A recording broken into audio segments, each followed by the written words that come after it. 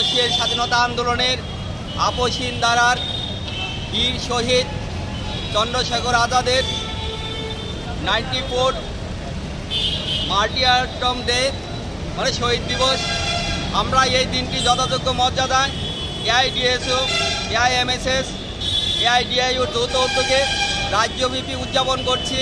তারই অঙ্গ হিসাবে আজ বটতলাতে এখানে বেদি স্থাপন করে ওনার প্রতিকৃতিতে মাল্যদানের মাধ্যমে আমরা ওনার প্রতি শ্রদ্ধা জ্ঞাপনের অনুষ্ঠান সংগঠিত করছি।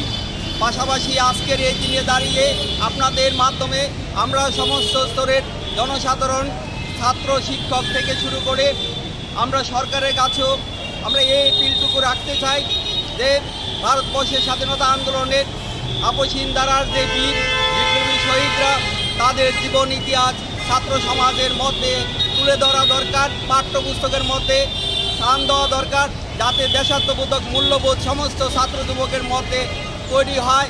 কারণ ছাত্র যুবকরা আজকে নেশাগ্রস্ত হয়ে বিভিন্নভাবে তারা বিপদগামী হচ্ছে।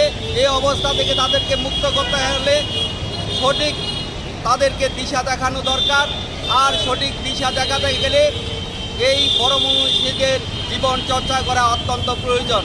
তাই আমরা সরকারি এবং বেসরকারি সমস্ত উদ্যোগে যাতে বড় মানুষের জীবন চর্চা হয় সেই বিলটুকু আপনাদের মাধ্যমে রাখছি। আমার নাম মৃদুলকান্তি সরকার, এআইডিএসও রাজ্য সভাপতি।